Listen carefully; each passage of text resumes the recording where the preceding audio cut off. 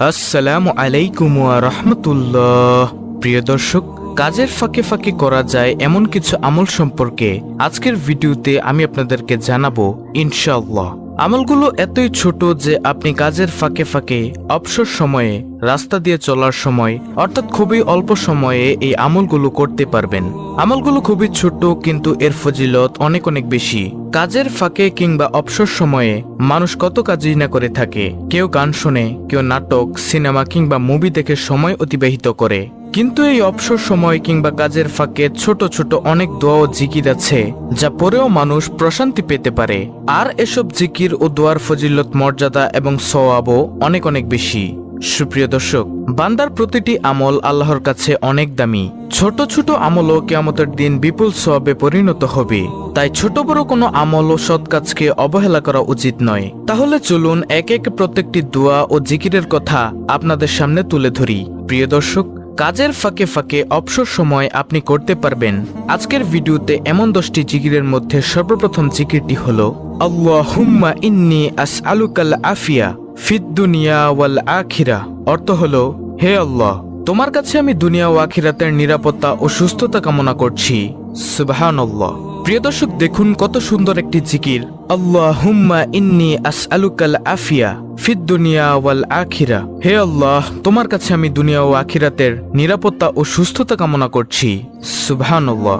অর্থাৎ আপনি যদি খালেস অন্তরে শিরক মুক্ত থেকে, গুনাহ মুক্ত থেকে প্রতিনিয়ত এই জিকিরটি করেন, তাহলে আল্লাহ তাআলা আপনাকে দুনিয়া ও আখিরাতের নিরাপত্তা দান করবেন এবং আল্লাহ রাব্বুল আলামিন আপনাকে সুস্থতা দান করবেন ইনশাআল্লাহ। প্রিয় দর্শক, কাজের ফাঁকে ফাঁকে অবসর সময়ে আপনি করতে পারবেন আজকের ভিডিওতে এমন 10টি জিকিরের মধ্যে দ্বিতীয় নম্বর জিকিরটি হলো লা ইলাহা ইল্লা আনতা সুবহানাকা ইন্নী কুনতুম মিনাজ জালিমিন। প্রিয় দর্শক, এটি হচ্ছে দোয়া ইউনুস। এর অর্থ হলো, তুমি ছাড়া কোনো মাবুদ নেই, তুমি পবিত্র সুমহান, আমি নিশ্চয়ই জালিমদের দলভুক্ত। প্রিয় দর্শক, এই জিকিরটির ফজিলত হলো, দৈনিক একবার দোয়া ইউনুস পড়লে পদমর্যাদা সমুন্নত হয়। আল্লাহ তার রুজি রোজগারে সমৃদ্ধি দান করেন, দুঃখ, যন্ত্রণা, পেরেশানি, অশান্তি ও কষ্ট প্রভৃতি দূর করেন, তার জন্য সব রকমের কল্যাণের দ্বার খুলে দেন, শয়তানের প্ররোচনা থেকে তাকে রক্ষা করেন। প্রিয় দর্শক, কাজের ফাঁকে ফাঁকে অবসর সময়ে আপনি করতে পারবেন আজকের ভিডিওতে এমন 10টি জিকিরের মধ্যে তৃতীয় নম্বর জিকিরটি হলো সুবহানাল্লাহি ওয়া বিহামদিহি সুবহানাল্লাহিল আজিম। অর্থ, মহান সেই আল্লাহ এবং তারই সকল প্রশংসা। মহান সেই আল্লাহ যিনি সর্বোচ্চ মর্যাদার অধিকারী। আবু হুরায়রা রাদিয়াল্লাহু তাআলা আনহু থেকে বর্ণিত হাদিসে রাসূল সাল্লাল্লাহু আলাইহি ওয়াসাল্লাম বলেন, দুটি বাক্য এমন রয়েছে যা বলা সহজ, আমলের পাল্লায় অনেক ভারী আর আল্লাহর কাছেও অধিক পছন্দনীয়। সেটি হলো সুবহানাল্লাহি ওয়া বিহামদিহি সুবহানাল্লাহিল আজিম। বুখারী শরীফের হাদিস, হাদিস নম্বর 6406। এছাড়াও রয়েছে অসংখ্য ফজিলত। আপনি কাজের ফাঁকে ফাঁকে অবসর সময়ে এই আমলটি করতে পারেন। প্রিয় দর্শক, কাজের ফাঁকে ফাঁকে অবসর সময়ে আপনি করতে পারবেন আজকের ভিডিওতে এমন 10টি জিকিরের মধ্যে চতুর্থ নম্বর জিকিরটি হলো সুবহানাল্লাহ।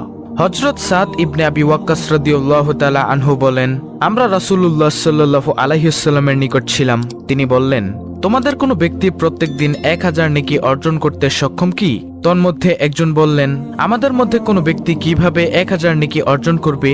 তখন রাসূল সাল্লাল্লাহু আলাইহি ওয়াসাল্লাম বললেন, 100 বার সুবহানাল্লাহ বললে তার জন্য 1000 নেকি লেখা হবে অথবা তার 1000 পাপ মোচন করা হবে। মুসলিম শরীফের হাদিস, মিশকাত শরীফের হাদিস।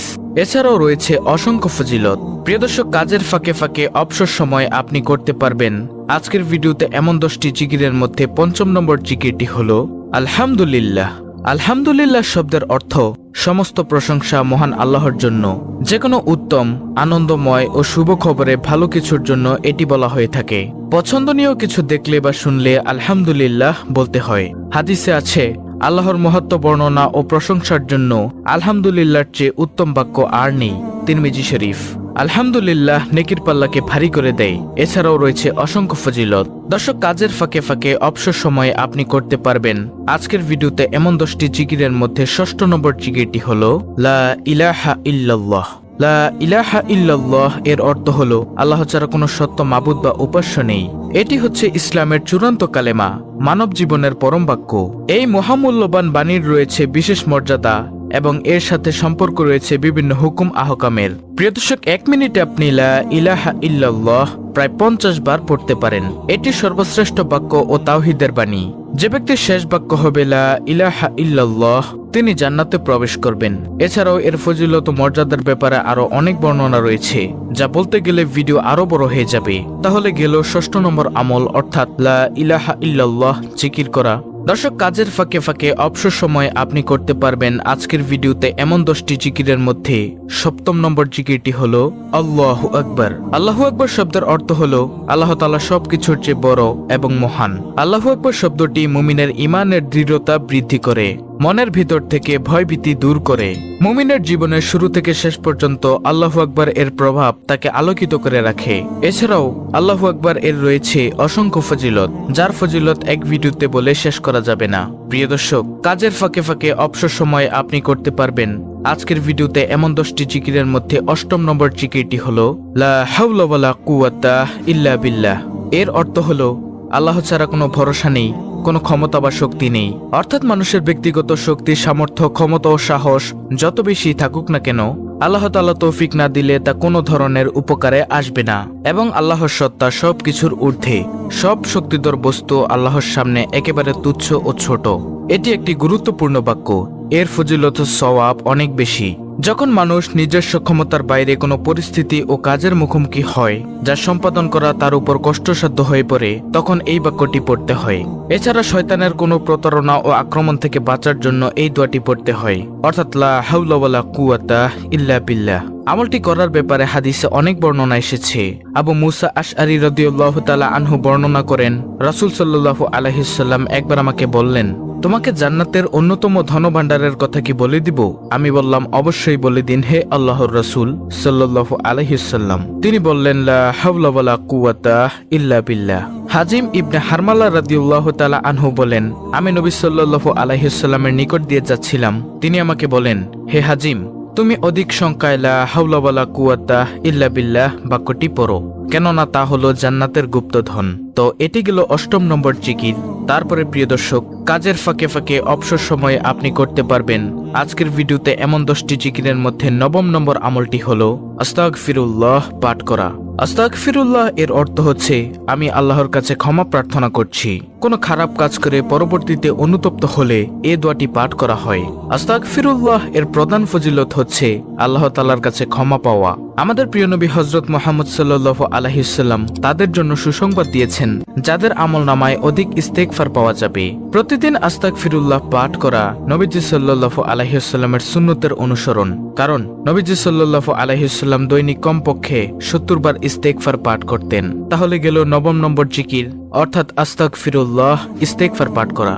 তারপরে প্রিয় দর্শক, কাজের ফাঁকে ফাঁকে অবসর সময় আপনি করতে পারবেন আজকের ভিডিওতে এমন 10টি জিকিরের মধ্যে সর্বশেষ 10ম নম্বর আমলটি হলো নবীজি সাল্লাল্লাহু আলাইহি ওয়াসাল্লামের উপর দুরূদ পাঠ করা।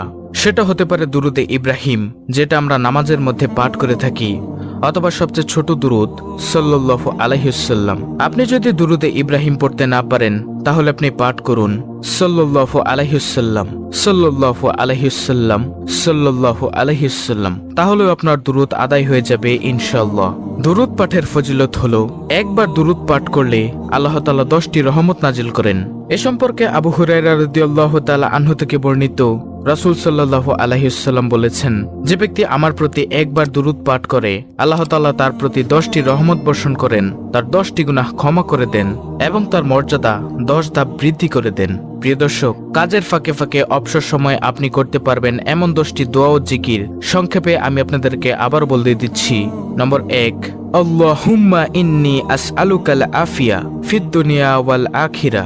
দ্বিতীয় নম্বর জিকির, লা ইলাহা ইল্লা আনতা সুবহানাকা ইন্নী কুনতু মিনাজ জালিমিন। 3, সুবহানাল্লাহি ওয়া বিহামদিহি সুবহানাল্লাহিল আযীম। নম্বর 4, সুবহানাল্লাহ। 5, আলহামদুলিল্লাহ। নম্বর 6, লা ইলাহা ইল্লাল্লাহ। নম্বর 7, আল্লাহু আকবার। নম্বর 8, লা হাওলা ওয়ালা কুওয়াতা ইল্লা বিল্লাহ। নম্বর 9, আস্তাগফিরুল্লাহ।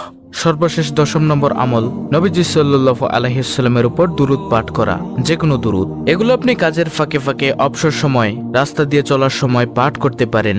ইনশাআল্লাহ অনেক অনেক সওয়াব অর্জন করতে পারবেন। দর্শক, অত্যন্ত গুরুত্বপূর্ণ একটি ভিডিওটি ভালো লাগলে অবশ্যই চ্যানেলটিকে সাবস্ক্রাইব করে বেল বাটন অল বাজিয়ে দিবেন। ভিডিওটিতে একটি লাইক দিবেন এবং কমেন্টে আমিন লিখবেন এবং অন্য মুসলিম ভাই বোনদের কাছে ভিডিওটি শেয়ার করে দিবেন, যেন তারাও দেখে শিখে আমলটি করতে পারে। আল্লাহ রাব্বুল আলামিন আমাদের সকলকে এই 10টি আমল সহিহ শুদ্ধভাবে করার তৌফিক দান করুন। আমিন।